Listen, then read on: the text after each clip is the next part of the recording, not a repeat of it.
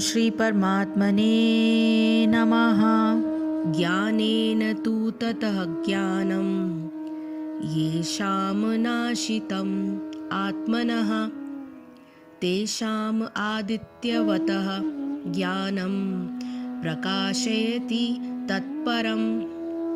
ज्ञानेन यानी ज्ञान से, तू यानी लेकिन, तत वह, अज्ञानम अविद्या, ये शाम जिनका, नाशितम नष्ट हो जाती है, आत्मनः जीव का, तेषाम उनके, आदित्यवत उदीयमान सूर्य के समान, ज्ञानम ज्ञान को, प्रकाशयति प्रकट करता है, तत्परम कृष्ण भावनामृत को। किंतु जब कोई उस ज्ञान से प्रबुद्ध होता है जिससे अविद्या का विनाश होता है, तो उसके ज्ञान से सब कुछ उसी तरह प्रकट हो जाता है जैसे दिन में सूर्य से सारी वस्तुएं प्रकाशित हो जाती हैं। अर्थात जो लोग कृष्ण को भूल गए हैं वे निश्चित रूप से मोहग्रस्त होते हैं, किंतु जो कृष्ण भावना भावित हैं वे नहीं होते। भगवत गीता में कहा गया है कि सर्व ज्ञान प्लवेन ज्ञानाग्नि सर्वकर्माणि तथा नहीं ज्ञानेन सदृशम। ज्ञान सदैव सम्माननीय है, और वह ज्ञान क्या है?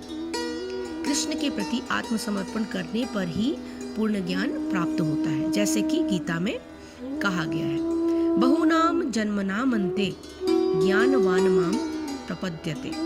अनेकानेक जन्म बीत जाने पर ही पूर्ण ज्ञान प्राप्त करके मनुष्य कृष्ण की शरण में जाता है, अथवा जब उसे कृष्ण भावनामृत प्राप्त होता है तो उसे सब कुछ प्रकट होने लगता है।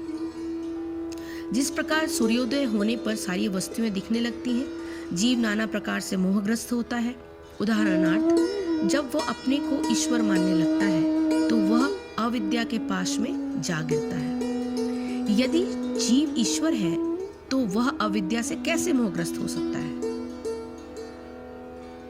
क्या ईश्वर अविद्या से मोहग्रस्त होता है? यदि ऐसा हो सकता है तो फिर अविद्या या शैतान ईश्वर से बड़ा है?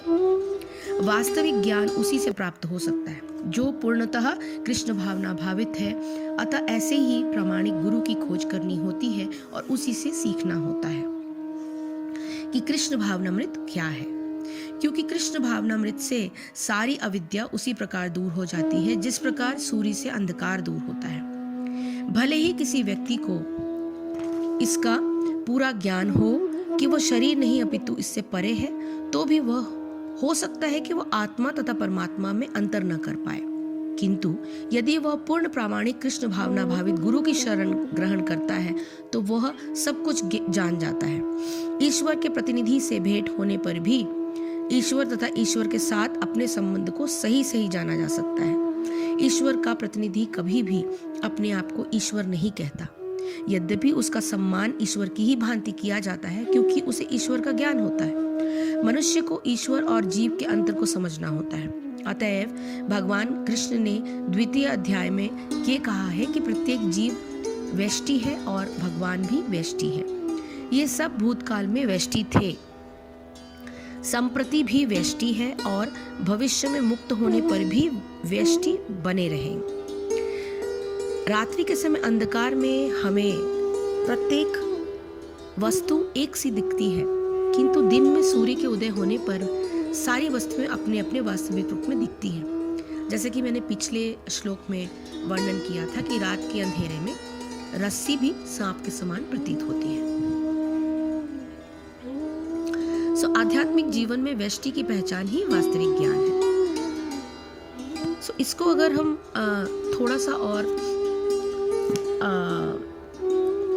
व्याख्या करें तो इसको थोड़ी सी और अगर समझने की कोशिश करें तो ज्ञान द्वारा अज्ञान का नाश हो जाने के कारण परमात्मा के स्वरूप का हृदय में प्रकाशित हो जाना, अपने स्वरूप को अर्थात अपनी वास्तविक अपरिवर्तनशील सत्ता की परिवर्तनशील शरीर से पृथक जान लेना ही ज्ञान है। उन दोनों में एकता का भान होना ही अज्ञान है। इस श्लोक में भगवान ने बताया है कि ज्ञान का साक्षात अनुभव कर लेने से ज्ञान योगी अपने अंतःकरण में रहने वाले उस अज्ञान का सर्वथा नाश कर देता है।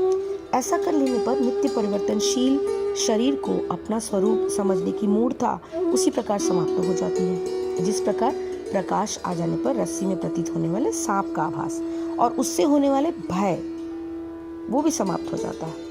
अंधेरा रहने पर सामने रखी हुई वस्तु दिखाई नहीं देती, किंतु सूर्य का प्रकाश होते ही वो वस्तु स्पष्ट दिख जाती है। सूर्य के प्रकाश से उस वस्तु का निर्माण नहीं होता, अपितु जो वस्तु दिखती नहीं थी वो दिखने लग जाती है। इसी प्रकार मनुष्य का आत्मस्वरूप नित्य और स्वतः सिद्ध है, किंतु अपने अनुभव का आदर न करने के कारण उसका ज्ञान नहीं होता। विवेक के द्वारा अज्ञान मिटते ही उस परमात्म तत्व का अनुभव अपने आप होने लगता है, जिससे मनुष्य के आत्मस्वरूप की पूर्ण रूप से अभिन्नता है। यही सूर्य के सदृश परम तत्व परमात्मा का प्रकाशित हो जाना है। जैसे पहले कहा जा चुका है कि ज्ञान योग ही साधना में आरंभ से ही परमात्म तत्व के सर्वत्र तथा सदैव रहने वाले और सर्वव्यापी स्वरूप का निरंतर चिंतन करने से उसका साक्षात्कार हो जाता है। यहाँ यह समझना आवश्यक है कि दूसरे अध्याय के 16वें श्लोक में दो तत्वों का विचार ही बताया गया था। एक तो सत की विद्यमानता, दूसरा असत की कल्पना। सत तत्व का साक्षात तो चिंतन द्वारा होता है, क्योंकि उसका अभाव कभी नहीं होता। इसके विपरीत असत तत्व की कल्पना का अभाव केवल कर्म द्वारा हो सकता है, क्योंकि वह नित्य परिवर्तनशील है। परमात्मा परम सत्य तत्व है। चिंतन द्वारा उसका साक्षात अर्थात अनुभव करने के क्रम के अनुसार चरण बताते हुए भगवान आगे के श्लोकों का वर्णन करेंगे। हरिओम तत्सत, हरिओम तत्सत, हरिओम तत्सत। जय श्री कृष्ण, जय गुरुदेव।